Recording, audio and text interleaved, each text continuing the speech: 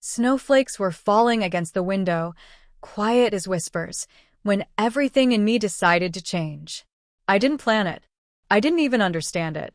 But standing there in the dim light of my room, staring at the reflection of someone I barely recognized, something inside finally cracked open, like a secret I'd kept buried too long beneath holiday smiles and family expectations. Outside, laughter echoed faintly from the street, neighbors decorating, kids dragging sleds through the slush. But in my world, time had slowed to the sound of a heartbeat. Mine. Fast. Uneasy. Expectant. Mom had left the house an hour ago, her perfume still lingering faintly in the air, mingling with cinnamon candles and pine. On the bed lay the half-open box she'd told me not to touch, the one wrapped in gold foil with a tag that read, "To Emily, love always." But there was no Emily in her house. Not yet. I'd found it earlier that afternoon, tucked beneath the others, half hidden under a red sweater. The corner of the wrapping had torn just enough to show a glimpse of something smooth and pale pink. A dress. The name on the tag wasn't a mistake. I knew it, because the handwriting, soft, careful, almost hesitant, was mine. I didn't remember writing it, but something in my chest ached as though I had. I sat on the edge of my bed for a long time, staring at the gift, trying to fight the strange gravity pulling me closer. Every year, Christmas felt like a play I didn't fit into. The boy who smiled too stiffly in photos, who avoided mirrors, who never quite knew what people expected from him. But tonight, alone in the house, it felt different. The silence was heavy, inviting. My fingers trembled as I peeled the tape away, slow, deliberate, almost reverent. The paper fell aside with a soft sigh. Inside was a dress. Soft blush pink satin, delicate lace at the neckline, shimmering faintly like morning frost. It wasn't childish, but it wasn't grown-up either. Something in between, something in a world I'd never been allowed to step into. I don't know why I held it up to myself. Maybe it was the way it caught the light. Maybe it was how the air seemed to hush around me when I did. For a moment, the reflection in the mirror looked almost right. Not perfect, not complete, but right enough to make my throat tighten. And then I heard the front door unlock. I froze. The dress slipped from my hands and fell soundlessly onto the carpet. My heart hammered. Mom wasn't supposed to be home yet. Her voice floated from downstairs, soft, humming, followed by the rustle of a shopping bag. She was early. I turned toward the mirror, still clutching a handful of fabric.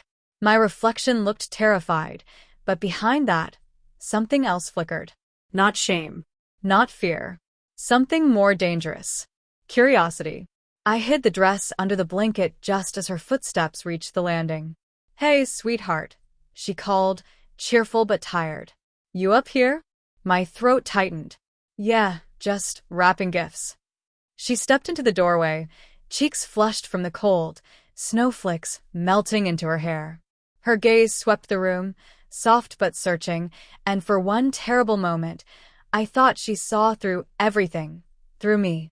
But then she smiled, gentle and ordinary. "You okay? You look a little pale." "Just tired," I whispered. She nodded slowly, then walked over to the window, looking out at the drifting snow. "Christmas always feels quiet before it starts, doesn't it?" I didn't answer. I couldn't, because behind her reflection in the glass, I could see my own, and in that faint shimmer of light, I wasn't the same person anymore. That night, sleep didn't come easily. The house was silent except for the hum of the heater and the distant ticking of the old hallway clock. Every creak in the floorboards made me flinch, half expecting my mother to open the door again, to somehow see what I'd almost done. But she didn't. The world outside was buried in snow by midnight, a glowing white hush pressing against the windows, soft and endless. I lay under the covers, wide-eyed, heart pounding too fast for the stillness around me. The dress, the one I had hidden beneath the blanket, felt like it was breathing beside me, like it had a pulse of its own. I should have put it back. I told myself that over and over. But every time I thought about lifting it, something inside whispered no. It wasn't guilt. It wasn't even temptation.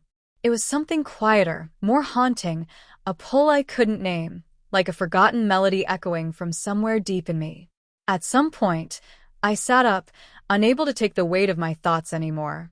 The air was cold when I stepped out of bed, and I wrapped the blanket around my shoulders like armor. The Christmas lights outside blinked softly through the curtains, painting faint colors across the room: red, gold, blue, fading, returning. I reached for the dress again. My hands trembled, not from the cold, but from the strange electricity running through me. It wasn't just a dress anymore. It was a question. A door. A possibility. My reflection in the window looked ghost-like, blurred by frost and light, but the longer I looked, the more I wanted to know that person, the one I'd glimpsed earlier in the mirror, the one who didn't flinch at softness, who didn't feel trapped inside a name that no longer fit. Before I realized what I was doing, I was slipping into it. The satin was cool at first, then warm against my skin, moving like water over me. It fit closer than I expected, the fabric whispering softly with every breath I took. I could barely breathe. My reflection stared back at me, half in shadow, but even in the dim light I could see it. Not perfection, not fantasy, but something real. Something that belonged. I stood there frozen, unable to look away.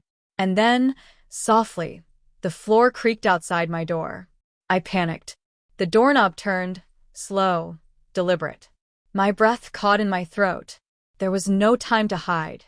I tried to move, to say something, but the world tilted and went silent as the door cracked open. A narrow line of light spilled across the room. It was my mother. She didn't speak right away. Her eyes drifted from the open box to the mirror, and finally, to me. For a moment, there was only silence. The kind of silence that carries more words than any voice ever could. I could hear my heartbeat pounding in my ears, my whole body shaking as if the world itself were holding its breath. Then, softly, she stepped closer. Her expression wasn't what I expected. Not anger, not shock. Just something unreadable, calm and fragile all at once. "I knew you'd find it," she said quietly. The words hit me like a wave. "What?" My voice cracked, barely a whisper. She exhaled, a faint, tired smile curling at the edge of her lips. "It wasn't meant for me," she said. "It was meant for you. I just didn't know how to give it."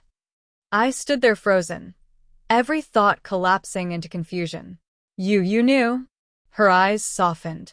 "You think a mother doesn't notice when her child's been pretending for years?" I felt dizzy, like the air had turned too thin. Pretending. She took another step forward, the light from the hallway glinting off her wedding ring. Pretending to be someone you thought you had to be. I wanted to speak, to deny it, but the truth trembled too close to the surface. Tears burned my eyes before I could stop them. "I didn't mean to." "I know," she whispered. "But maybe it's time you stopped apologizing for being yourself." Her voice was calm, almost too calm, but her eyes shimmered with something. Sadness? Relief? Both, maybe. Then she reached out, slowly, and fixed the lace strap that had slipped from my shoulder. The touch was gentle, deliberate. Not judging. Not pitying. Just motherly. I wanted to say something, but before I could, she turned away, walking back toward the doorway. "Get some sleep, sweetheart," she said softly. "We'll talk tomorrow." And then she was gone. The light in the hallway faded, and I was alone again. But the silence wasn't the same anymore. Because for the first time, I didn't feel invisible. I didn't know what would happen next. I didn't know what she meant. I only knew one thing. This Christmas wasn't going to be like the others. Something had begun. Something I couldn't stop. Morning came softly, like the world had forgotten how to make noise.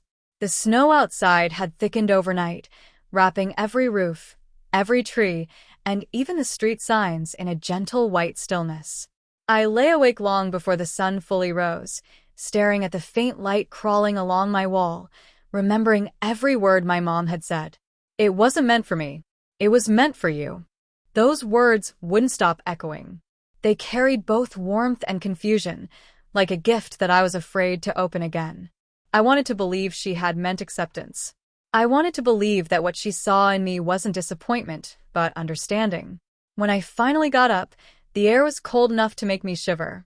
I folded the dress carefully and slid it under my pillow, almost protectively. Downstairs, I could hear her moving about, the clink of dishes, the low hum of a song she always played at Christmas. The smell of cinnamon drifted through the hall. It was Christmas morning. I walked down quietly, my socks brushing over the wooden stairs, heart thudding with a strange mix of fear and anticipation. She was by the window when I reached the living room, still in her robe, her hair tied loosely. The tree glowed faintly behind her, lights flickering in the soft morning haze. She turned when she heard me. "Morning, sweetheart," she said, her voice calm, almost too normal. "Sleep okay?" I hesitated. "Yeah." I lied. Her eyes searched mine for a second, not in a confrontational way, more like she was measuring whether to say something or not. Then she smiled faintly and motioned to the table. "I made cocoa." I sat down, hands wrapped around the warm mug, pretending to focus on the rising steam. My chest felt heavy with unspoken things. After a moment, she spoke again. "You don't have to hide it anymore." I looked up, startled. She met my gaze, steady but gentle. "What you wore last night, what you felt. You don't have to be ashamed." The words hit harder than I expected. I didn't even realize I'd been holding my breath until it came out shakily. I didn't mean to." "Hey." She reached across the table and put her hand on mine. "I know." Her hand was warm, steady, grounding. "I've seen the way you look at yourself sometimes," she continued softly. "Like you're standing in your own way. Like you're trying to find someone you already are." I swallowed hard, staring down at the cocoa. "It's not easy," I whispered. "It feels wrong and right all at once. I don't even know what it means." She sighed, a sound both sad and understanding. "Maybe it just means you're still becoming who you are. And that's okay." For a while, neither of us spoke. Outside, the snow kept falling, thick and slow.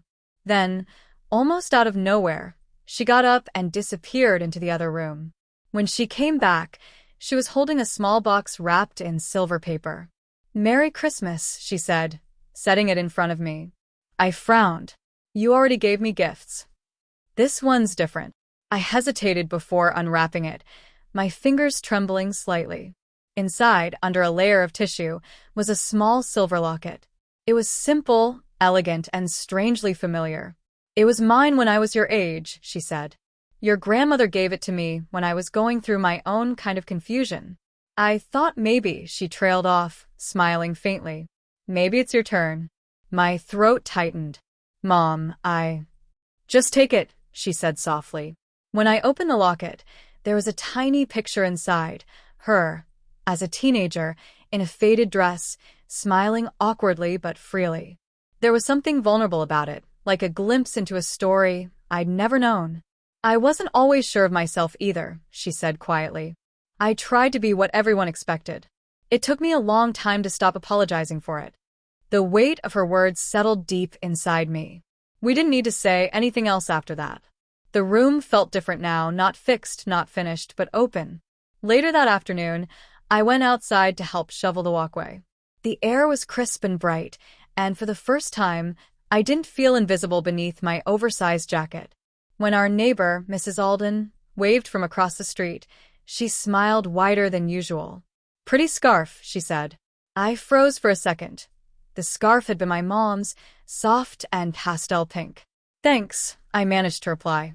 As I turned back to the snow, I felt something strange, not embarrassment, but a quiet kind of pride that scared me a little. When I came back inside, my mom was on the phone, laughing softly. I caught only a few words before she hung up. "Who was that?" I asked. She looked at me, that same unreadable softness in her eyes. "An old friend," she said. "You'll meet her soon." Something in her tone made me pause. There was a secret there, tucked behind the calm. She noticed my hesitation and smiled. "Don't look so worried. You'll like her." And before I could ask anything more, she turned back to the kitchen window, watching the snow fall, her reflection overlapping with mine in the glass, two faces caught between light and shadow. I didn't know it yet, but that phone call would change everything. By evening, the snow had stopped, but the light outside was a pale blue that made the whole house look like it was wrapped in ice. The street lamps flickered on one by one, and everything felt strangely suspended, like the world was holding its breath again. I was helping Mom set the table for dinner when the doorbell rang. She looked up from the silverware, a flicker of something unreadable passing across her face. "She's early," she murmured. Before I could ask who she was, Mom was already wiping her hands on a towel and walking to the front door. I hesitated in the hallway, nerves crawling up my spine. Through the frosted glass, I could see a figure, tall and slender, bundled in a heavy coat and a red scarf. When Mom opened the door, a rush of cold air swept in, carrying the faint scent of pine and snow. The woman stepped inside, stamping flakes off her boots, and when she pulled down her scarf, I saw her face, kind eyes framed by lines that looked more like stories than age. "Lucy," Mom said softly. "It's been too long." They hugged, the kind of hug that feels both fragile and familiar. When they pulled apart, Lucy's eyes fell on me. "And you must be." "This is Alex," Mom said before I could speak. Lucy smiled, gentle but knowing. "I've heard a lot about you." Something in the way she said it made my stomach tighten, not unkindly, but like she already understood something I hadn't said aloud. Dinner passed with cautious warmth. They talked about old school days, about teachers and dances, about how people change, but somehow don't. I listened quietly, tracing the rim of my glass, pretending not to notice how sometimes their voices dropped when I looked up. After we finished eating, Mom went to make tea, and Lucy turned to me. "You look a lot like her when she was your age," she said. "But you carry yourself differently." I froze halfway through stacking plates. "Differently how?" She tilted her head, like someone trying to stand in two places at once. I didn't know what to say. Before I could answer, Mom came back, handing us steaming mugs. She seemed to sense the shift in the air, but didn't interrupt. Instead, she glanced at Lucy and said quietly, "Do you still have the photographs?" Lucy nodded. "I brought them." From her bag, she pulled out an old envelope, edges worn soft. She slid it across the table toward me. My fingers tingled as I opened it and pulled out the photos, faded Polaroids of two teenage girls laughing in a park. My mom was one of them. The other, Lucy, wore a dress that looked borrowed but fit her perfectly. "I used to borrow your mom's clothes," Lucy said with a faint grin. "Back when that was a harder thing to explain." Mom smiled at her. "You help me understand more than you know." Something shifted in me then, a thread connecting their past to my present. I realized the old friend wasn't just a friend. She was part of the story Mom had never told. Lucy looked at me with that same calm understanding. "It's strange," she said softly. "You spend years trying to hide the parts that don't fit. Then one day you find someone who shows you they're not broken parts at all. They're the pieces that make you whole." The room went quiet. The only sound was the faint ticking of the clock on the wall. Mom reached over and touched my hand. "You see why I wanted you to meet her?" I nodded slowly, words caught in my throat. Lucy smiled, stood up, and pulled something from her coat pocket, a small ornament shaped like a snowflake, shimmering silver under the lights. "For your tree," she said. "A reminder that no two are ever the same. And that's what makes them beautiful." I took it carefully, holding it up to the light. Tiny reflections danced across the walls like sparks. When I looked back, Lucy and Mom were watching me with quiet pride, and something else, something that felt like expectation. Before I could ask, the clock struck 9. Lucy glanced at her watch. "I should get going before the roads freeze." Mom walked her to the door, their voices low and tender. I stayed by the window, still holding the ornament. Outside, Lucy's car started, headlights cutting through the falling night. Mom came back and stood beside me. "She's been where you are," she said quietly. "That's why she wanted to meet you." I turned to her. "Where I am?" She smiled softly, brushing a strand of hair from my forehead. "You'll understand soon enough." The lights on the tree flickered again, scattering colors across her face. And for a heartbeat, I thought I saw something in her eyes, something she wasn't ready to say yet. Then the power flickered, the lights dimmed, and the room slipped into a silence, so deep I could hear my heartbeat echo against the walls. "Mom," I whispered. She looked toward the dark window, her reflection barely visible.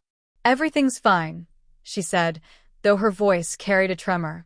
"Just get some rest. Tomorrow will make more sense." But as I turned toward the stairs, I caught one last glimpse of her face illuminated by the candlelight. She wasn't looking at me. She was staring at the snowflake ornament, her expression somewhere between fear and hope. And that was when I knew, whatever tomorrow brought, it wouldn't be ordinary. The next morning arrived wrapped in silence. The kind of silence that doesn't feel peaceful, but watchful, like the world is waiting for you to notice what's changed. I woke to pale winter light slipping through the blinds, painting long cold lines across the floor. The first thing I saw was the snowflake ornament hanging from my mirror. I didn't remember putting it there. Its reflection glimmered faintly, and for a second, it looked almost alive. Downstairs, I could hear my mom humming softly, a tune I couldn't place but somehow recognized. I followed the sound, still half asleep, until I found her in the kitchen, stirring something on the stove. "Morning," she said without turning around. "Sleep well?" "I think so," I murmured. My voice sounded smaller than usual, unsure. "What was that song?" She smiled faintly. "Something Lucy used to sing when we were kids. She said it was good luck to start a winter morning with music." Her tone was light, but I caught a shadow behind it. I sat at the table, tracing small circles on the wood with my fingertip. The air smelled like cinnamon and something sweet. "You and Lucy," I began. "You were close, huh?" She nodded, still facing the window. "Closer than most people understood. We helped each other become who we were meant to be."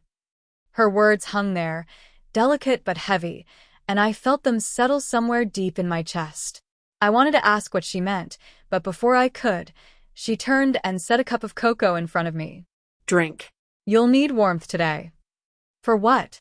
Instead of answering, she glanced toward the living room. "Go see." I walked slowly, heart tapping at my ribs. There, beside the Christmas tree, stood a small wrapped box that hadn't been there last night. The tag read, "To Alex from someone who sees you." My hands shook slightly as I untied the ribbon. Inside was folded fabric, soft, silky, a pale color that shimmered faintly under the lights. I lifted it carefully. It was a dress. Not fancy, not childish, simple, elegant, almost old-fashioned, like something from one of the photographs Lucy had shown. For a long time, I just stared at it. My reflection in the window overlapped with the hanging ornament, my face framed by its delicate silver points. Then I heard Mom behind me. "You don't have to wear it," she said gently. "But if you want to know who left it for you, you might try it on." I turned. "Lucy." She only smiled, not confirming but not denying either. It took me a long time to move. My pulse kept flickering, every thought tangled with questions I wasn't ready to ask. But curiosity, or something deeper, won out. I went upstairs, closed the door, and unfolded the dress again. The fabric whispered between my fingers. When I slipped it over my head, it fell into place like it had been waiting for me all along. I turned toward the mirror. The person looking back wasn't someone I recognized entirely, yet every line, every shadow, every small movement felt right. It wasn't about pretending. It wasn't costume. It was like the reflection itself finally exhaled, as if saying, "There you are." Downstairs, I heard the front door open. A cold draft swept through, followed by footsteps, slow, deliberate. "Lucy." I called out softly, but no one answered. When I stepped out onto the landing, I saw her standing by the tree. She was holding a second snowflake ornament, identical to mine. Her eyes lifted to meet mine, and she smiled. That same quiet, knowing smile. "You look just like her," she whispered. "Like who?" She stepped closer, her boots leaving tiny wet prints on the carpet. "Like the girl your mother once was, before she forgot for a while." Something inside me shifted, a tremor, a memory I didn't own but somehow felt. She reached up and hung her ornament next to mine. The two glimmered together, light catching on their edges, scattering tiny reflections across the room. Then Lucy turned toward the window, her voice low. Every winter brings one truth into the open. For some, it's love. For others, she paused, eyes on me again. It's identity. Before I could ask what she meant, Mom entered quietly from the kitchen. It's time, she said softly. Time for what? I asked. Mom and Lucy exchanged a look that made my skin prickle. For you to see what we've both been hiding. And then, just as she took a step forward, the clock on the wall struck 12. A soft breeze stirred, though no window was open. The two ornaments began to spin slowly, catching every bit of light, until the entire room seemed to shimmer in motion. Mom, I whispered.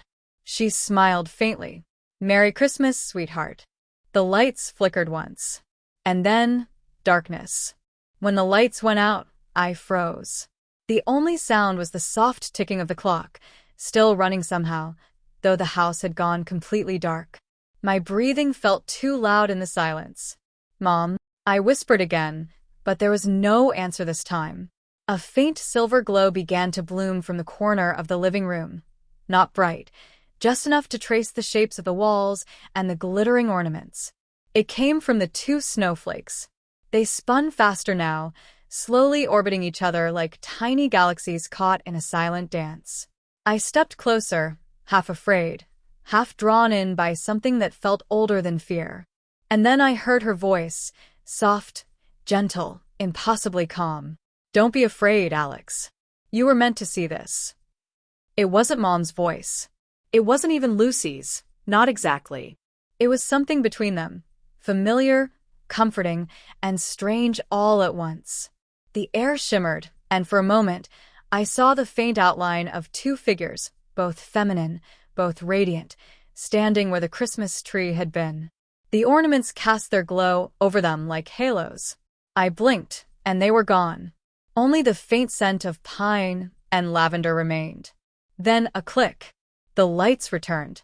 Everything looked the same as before, except for one thing.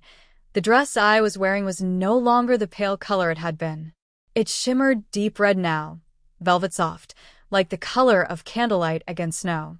Mom stood by the doorway, her eyes wide, not with fear, but recognition. So it chose you, she whispered. I stared at her. What do you mean, it chose me? She exhaled, stepping closer, her hands trembling slightly. I thought it would wait another year. But maybe Lucy was right. Maybe the dress decides when it's time. The dress? I looked down, feeling my heart thundering in my chest. It's just fabric. She shook her head. No. It's not. It belonged to someone before me. Someone who wore it one winter, long ago when she realized who she really was. It's passed down, not as a curse, but as a mirror. I swallowed hard. As a mirror? Yes. It shows you the version of yourself you've been hiding from, the one you need to meet before the year ends. Her eyes glistened as she spoke, voice trembling like she was holding back something heavier. I thought I'd buried that part of myself when you were little. I thought I had to. But Lucy, she remembered. She wanted you to find it too. I didn't understand, not fully, but something in me did. Because in that moment, standing there in the glow of the tree, wrapped in that strange red dress, I didn't feel like I was pretending anymore. I felt seen, not by her, not by Lucy, but by something inside me that had been waiting in the dark. Mom reached out and touched my shoulder. You don't have to decide anything tonight, but you do need to know what's coming. What's coming? I asked, voice small. Her hand fell away slowly. Midnight on Christmas Eve. The dress will show you what you were always meant to be, but only if you let it. I opened my mouth to ask more, but a sharp wind rattled the windows, and the ornaments swung wildly, scattering light across the walls like dancing sparks. Outside, the snow had stopped falling, and yet, through the frost-covered glass, I could see someone standing across the street. A woman, tall, graceful, dressed in the same shade of red as my reflection. She lifted her hand slowly, as if waving, but I couldn't tell if it was a greeting or a warning. The clock struck once. And then the lights went out again. The second the lights went out again, my heart lurched. I could still see the faint outline of the woman outside through the frost-fogged window, her red dress glowing faintly in the darkness, like a coal that refused to die. "Mom," I called, but my voice came out quieter than I expected. She didn't answer. Somewhere behind me, I heard the gentle clink of glass, the ornaments on the tree swinging in slow motion as if time had slowed to half its pace. The air tasted cold, metallic, and yet familiar. I moved toward the window. The woman across the street stood perfectly still. Snow settled around her, untouched, as though the flakes simply decided she was part of the winter itself. Her face was mostly hidden by a hood trimmed in white fur, but I could see the shimmer of her lips, the same color as the dress I was wearing. I blinked, and for the briefest second, her image blurred, not vanished, not disappeared, but shifted, like a reflection on moving water. When I turned to call for Mom again, she was right behind me. I gasped. She didn't seem frightened, just resigned. "I knew she'd come," she said softly. "Every time the dress chooses someone new, she comes." "Who is she?" I asked. "Is she real?" Mom nodded slowly. "Yes. Real enough to leave footprints. But not always from here." She walked to the window and touched the glass, her fingertips trembling. Outside, the woman tilted her head, as if she could feel the gesture from the other side. "She was the first," Mom whispered. "The one who made the dress. Decades ago. When she wore it, she found her truth, and she never stopped helping others find theirs. She doesn't age, not in the way we understand. She just visits." The words made no sense, but something about the way she said them left me unable to argue. The woman outside began to walk across the street. No sound of footsteps, no crunch of snow, just the movement, smooth and slow, like she was gliding. When she reached our porch, the wind stopped. Everything, the ticking clock, the hum of the heater, even the flicker of the lights, went still. Then 3 soft knocks on the door. Mom turned to me, her eyes bright with both fear and awe. "She won't come in unless you open it." My hands shook as I reached for the knob. When the door swung open, cold air poured in, but it wasn't the kind of cold that bites. It was clean, almost comforting, the way snow smells before it touches the ground. The woman stood there, smiling faintly. Up close, she looked both young and timeless, like a portrait painted with moonlight. Her eyes held the same strange familiarity I'd felt all night. "Alex," she said, and her voice was soft but carried a weight that filled the room. "I see you've met your reflection." I glanced down at the red dress again. "Reflection." She nodded. "The dress doesn't create anything new. It only reveals what's already within. It showed your mother her truth once, and now it shows you yours." Mom lowered her gaze. I realized there were tears gathering at the corners of her eyes.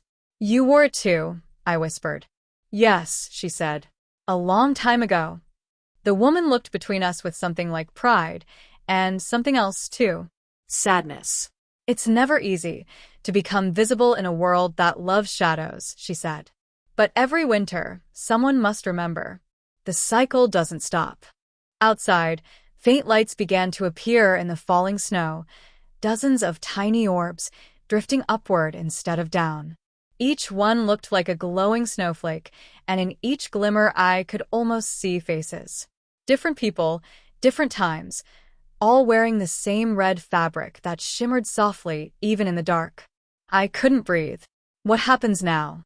I asked, my voice barely above a whisper. The woman smiled gently, as though she'd been waiting for me to ask. "Now," she said, "you dream." And before I could speak again, she touched my cheek.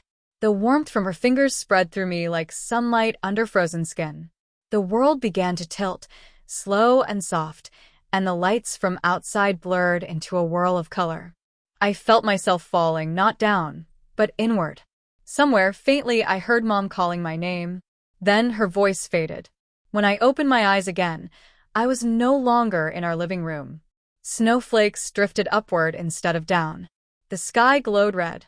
And in the distance, I could see dozens of mirrors standing in the snow, each one showing a different version of me, some younger, some older, some smiling, some afraid. And standing among them, holding out her hand, was the woman in red. The air in that place didn't move, it shimmered. Every breath I took felt like inhaling light. The sky above wasn't dark or bright, just softly red, pulsing in time with the heartbeat in my chest.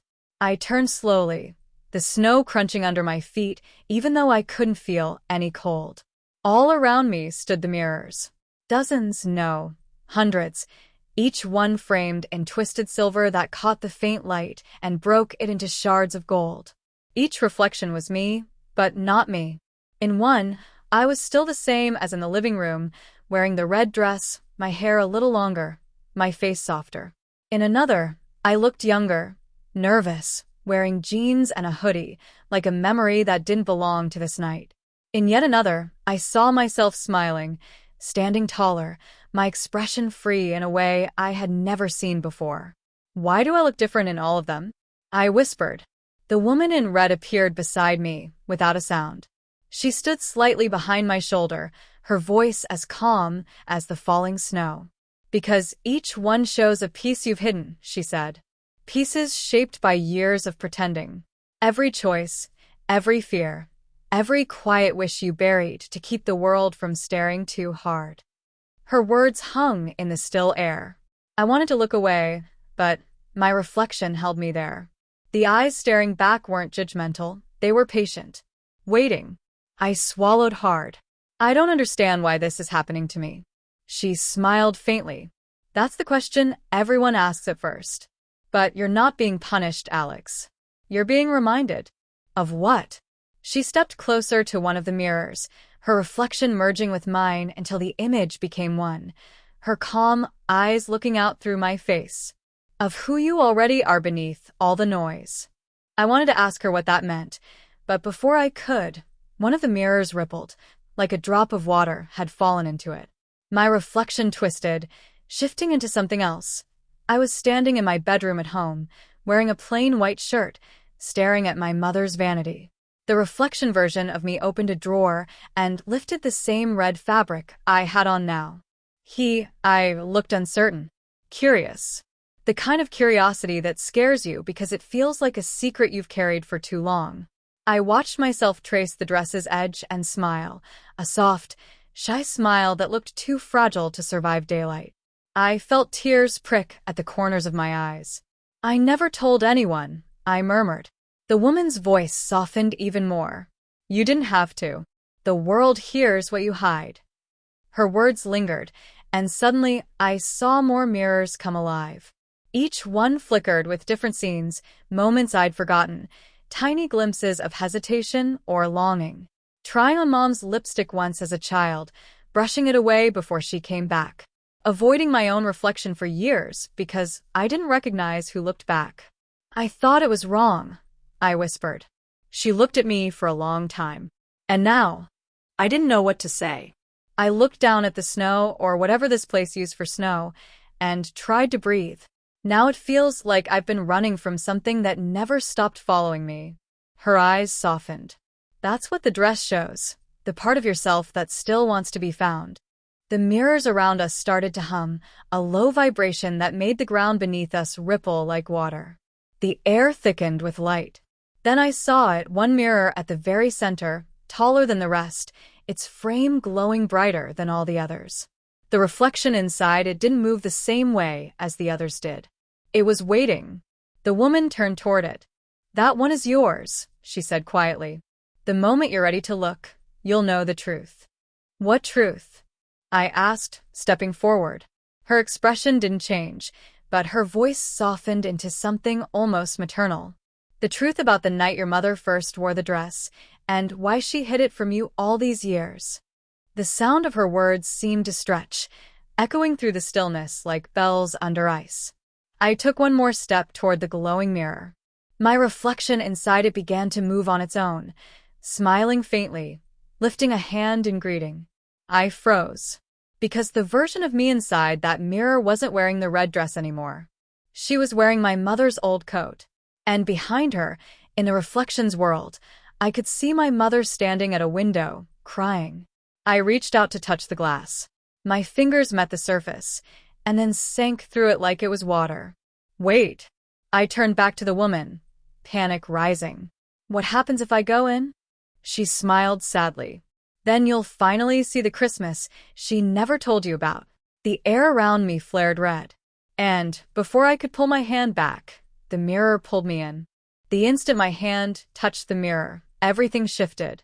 The air thickened like liquid, cool and smooth, wrapping around me. My legs gave way for just a heartbeat, then the world tilted, and I fell, not down, but inward, swallowed by the glow. When I landed, it was soft.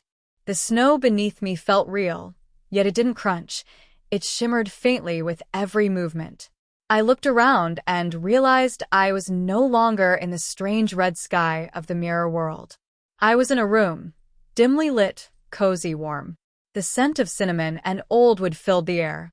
A fire crackled in the hearth, though no flames were visible, just a soft glow that made shadows dance along the walls. And there, standing by a table stacked with wrapped gifts, was my mother, younger, vibrant, the lines of worry not yet etched into her face. I froze. She hadn't noticed me yet. Then she turned, holding a red dress in her hands, the very same one I had worn tonight. She smiled faintly, as though seeing it brought back a memory too tender for words. A second figure stepped from the shadows. Lucy, younger too, her hair tied back loosely, wearing a simple dress. Her eyes met mine immediately, though I wasn't sure if she could see me, or if my presence was a ghostly observer. "This is the night it began," Lucy whispered, though her voice didn't carry to me. Instead, it filled the room like a vibration in the air, soft but undeniable. My mother picked up the dress, tracing its edges. "I didn't know if I should give it to her yet," she said, her voice echoing through the walls of memory. I wasn't sure she'd understand or be ready. The word struck me harder than anything I'd heard all night. I realized she wasn't talking about me. She was talking about herself, the girl she used to be. Lucy stepped closer. "She will. One day. But not tonight. Tonight, she must choose to see." I felt my chest tighten. This place, it was alive with her past, her choices, and the weight of all the things she had hidden. I moved closer to the dress, and without thinking, lifted it from the table. Immediately, warmth spread through my fingers, not just from the fabric, but from the memories woven into it. I could see flashes, my mother twirling before the mirror as a teenager, laughing at herself, hiding the dress under her bed, and eventually tucking it away in the hope it would never be needed again. "I understand now," I whispered, tears brimming. "I understand why you hid it and why I had to find it." Lucy's image shifted slightly, her smile softening. "You've always carried it," she said, "even when you didn't know it. The dress chooses who is ready, and now you are." I turned toward my mother, reaching out instinctively. She turned fully, eyes locking with mine, though they seemed both my mother's and a version of her I had never met. "You will carry it better than I did," she said quietly, almost a whisper. "But only if you are brave enough to see yourself as I see you." I swallowed hard, heart hammering. The room shimmered again, the fire, the snow, the dress, all twisting into ribbons of red and silver light. I knew I had a choice. Step forward into the memory fully, or retreat and remain outside, never knowing the whole truth. A faint knocking came from somewhere behind me, slow, deliberate, echoing through the room. My pulse quickened. Then a shadow moved in the corner of my eye, and I realized it wasn't the room anymore. Another mirror appeared, larger than the others, reflecting the snowy world outside. But this time, it was not empty. Inside, the woman in red stood waiting, her hand extended toward me, beckoning. I stepped closer, drawn by something I couldn't name, and felt the warmth of the dress seep through me like a promise. Just as I reached out to take her hand, everything went black, and the echo of her voice lingered, soft but certain. "Are you ready to become who you were meant to be?" Darkness wrapped around me like silk, thick and smooth. I couldn't see anything, yet I felt everything. The pulse of the mirrors, the hum of the dress, the faint warmth of the woman's hand I hadn't yet touched. Alex, the voice came again, soft and echoing. Somewhere between Mom and Lucy, something more. It made my chest tighten, my heart leap, and my mind reel. I opened my eyes slowly. The blackness had shifted into a deep red glow, the same color as the dress, the ornaments, the sky outside the mirror world. I was standing, or floating, on a surface that felt like frozen glass. Reflections stretched endlessly in every direction. Mirrors everywhere, each showing a different possibility, a different version of me. Some versions smiled, some stared, some cried. All of them were me. Yet none of them were the me I thought I knew. A voice whispered at my ear. Every choice you've ever made, every moment you've hidden yourself, it all leads here. I spun, searching for the source. The woman in red appeared again, gliding toward me. Her eyes held something I couldn't name, pride, warning, hope, and maybe sorrow all at once. This is the moment, Alex, she said. The moment where you decide if you will step forward or turn back. I felt the red dress tighten slightly around me, as if encouraging me, reminding me that it was more than fabric. It was a bridge between the person I had been and the person I could become. I glanced at one of the nearest mirrors. My reflection stared back, not fearful, not uncertain, but calm, radiant, ready. And yet, another mirror showed me frozen, hesitant, scared of the truth I might find if I crossed over fully. I swallowed hard, tears pricking my eyes. I don't know if I'm ready. The woman reached her hand closer, red fabric brushing against mine. No one is ready the first time. But you must try. Or you will never know the truth about who you are, or why this night matters. A chill ran through the endless mirrored space. I heard whispers rising, soft voices layered over one another, the echoes of all those who had worn the dress before. They spoke in a language I didn't understand, yet felt in every fiber of my being, courage, acceptance, and the quiet joy of being seen. The mirrors around me began to tilt, bending light and reflection. Shapes blurred together, memories, possibilities, the past and present colliding in soft colors of red, silver, and gold. I felt myself pulled forward, drawn toward the largest mirror in the center, the one that had shown my mother's hidden memory, the one that had whispered promises I didn't yet fully understand. The woman in red smiled, her hand hovering over mine. It's your choice. Step forward, and the world you've been hiding from will finally open its doors. Step back, and the shadows remain. But tonight the path is yours. I closed my eyes. The cold, the fear, the years of hiding, it all seemed to fall away, leaving only a faint heartbeat, steady and insistent, urging me to move. My hand stretched forward. The moment I touched the surface of the central mirror, a shiver ran through me, and everything, the reflections, the snow, the light, began to swirl like a winter storm trapped in glass. I felt myself being lifted, drawn across the surface between worlds, into something I couldn't see fully. My heart raced, and the world seemed to hold its breath along with me. And then, just as I was about to cross completely, a voice, softer than a whisper, yet impossible to ignore, cut through the storm. Alex, are you ready to meet the part of yourself your mother never could show you? I froze mid-step. My hand hovered above the mirror's surface, the glow of the red dress reflecting in every shard around me. My chest pounded. The unknown waited on the other side, a truth I could feel but not yet see. The swirling light slowed, the voices softened, and for the first time, absolute silence fell, heavy, expectant, endless. I couldn't move. I couldn't look away.